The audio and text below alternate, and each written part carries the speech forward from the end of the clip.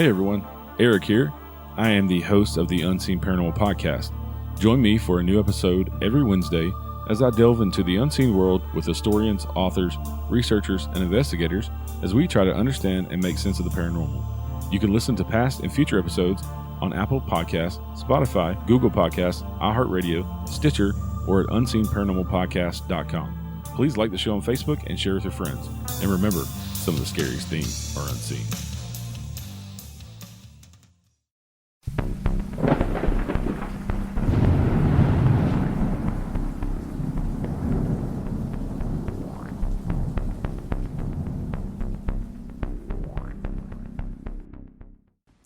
Hi everyone, welcome back to Southern Ghost Stories, where we talk about some of the most haunted places in the South. I'm your host Chelsea along with Alan. Hey there. So before we get started today, I just want to give you guys a heads up that tomorrow is World Kindness Day. So be sure to do something kind so you don't end up like one of these ghosts. We hope you checked out our last podcast on Vans Cleaners in Melbourne, Florida. Now, we had some listeners email us and ask us to do some stories in Alabama. Well, we visited a few locations in Birmingham recently, and going forward, we'll be talking about places in Alabama from time to time. Today, we are going to talk about the Linn-Henley Research Center in Birmingham. Alan, can you tell us about the building? Located in historic Lynn Park in downtown Birmingham, the Linn-Henley Building is an impressive four-story neoclassical structure made from Indiana limestone. But we need to back up a second here. The original Birmingham Library was located on the fourth floor of City Hall in the early 20th century. Unfortunately, the building caught fire in 1924 and over 200,000 books were lost in the blaze. The only books that were not destroyed were the ones that had been checked out. The library board quickly set up shop in the old post office building, and other libraries began sending books that they had doubles of.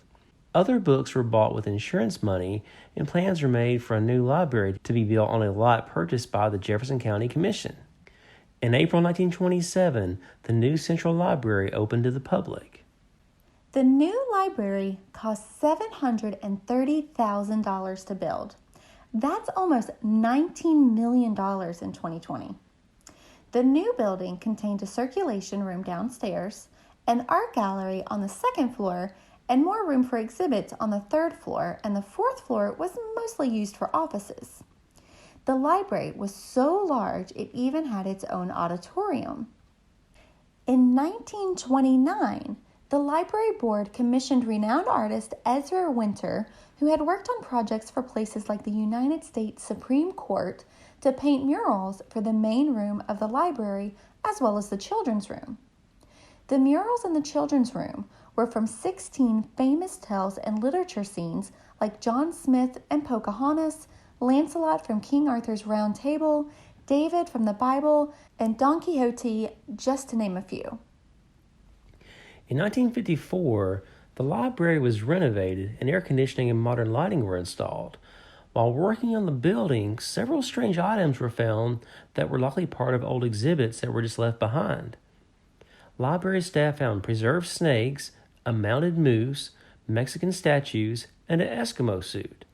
If you know anything about Birmingham and their weather, you don't need an Eskimo suit, even in the winter. Residents of the Magic City rarely see any snow. The Birmingham Public Library was instrumental in breaking away from segregation in the state.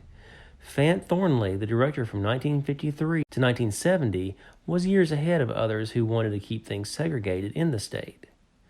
Despite orders from the mayor, Thornley successfully urged the library board to desegregate the library in 1963, and African Americans were allowed to use the library just like anybody else would. As Birmingham continued to grow, a new Central Library building was built across the street in 1984, and the old building was converted into a research facility named the Linn-Henley Research Library. The building is named for Charles Linn and John Henley, who were considered to be some of the founding fathers of Birmingham. Their trusts helped complete the renovation. Today, the old Central Library contains archives where you can find items like the original land survey of Birmingham, laying out the streets and city blocks.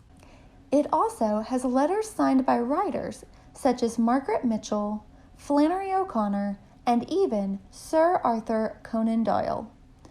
Old court records from Martin Luther King Jr.'s time in Birmingham can also be found there.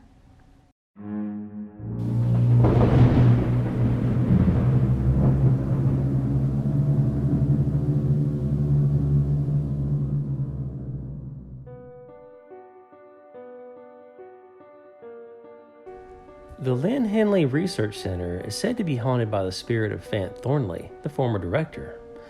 Late one evening in the 1970s, an archivist heard the elevator stop on the third floor. And this was odd because it was so late, and the only other person was a guard who was at his post on the first floor. The archivist walked over and watched in disbelief as the old elevator door slowly opened, without anyone getting out. As he got closer, he smelled the faint scent of a Chesterfield cigarette, then watched as an office door down the hall opened and then shut all by itself. A minute or so later, the elevator door descended and went down to the second floor. Trying to make sense of what he'd just seen, the archivist went down to the first floor and asked the guard if anyone else was in the building. The guard told him it was just the two of them there that night. In 1989, an electrician doing some work on the third floor was working late one night when he suddenly felt someone standing behind him. As he turned around, he saw what looked like the shadow of a man standing there looking right at him.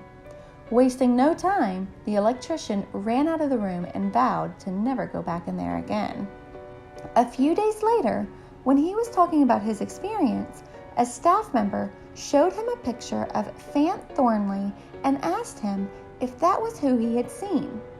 The electrician turned white as a ghost and began nodding his head. Thornley also likes to make his presence known from time to time on the first floor. He likes to roll around short little pencils across tables. Sometimes they move around clockwise, and on some occasions, staff members even find them standing on their end. The old director also likes to open and shut doors in the library. Strange noises have also been heard in the building.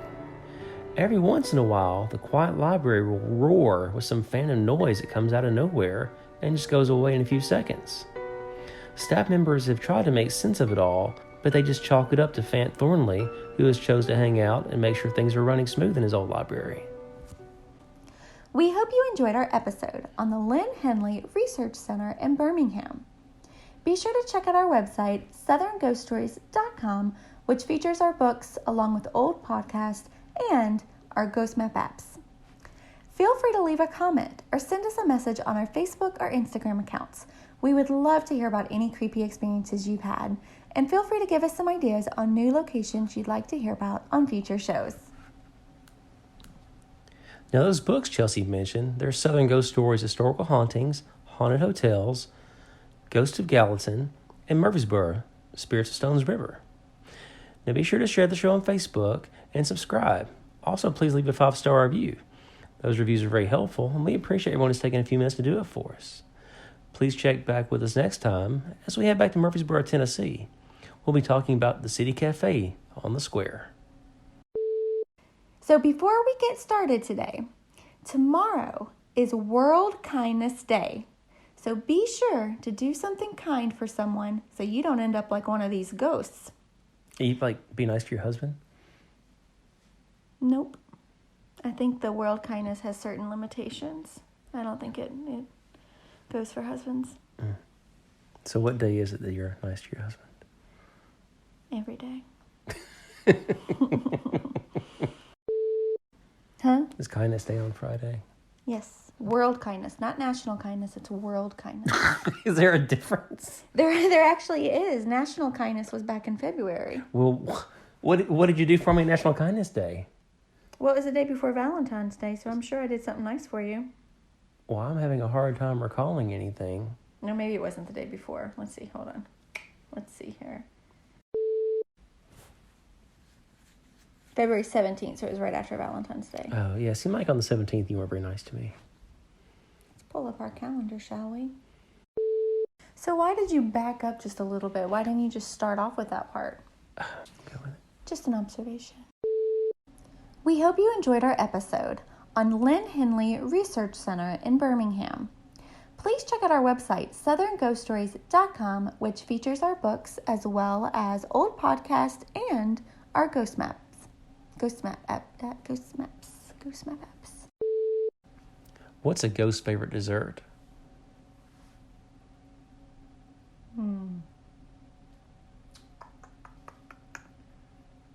Goulash. Oh, that's not a dessert. Ice cream! Oh, you could have given me a chance. I could have gotten that.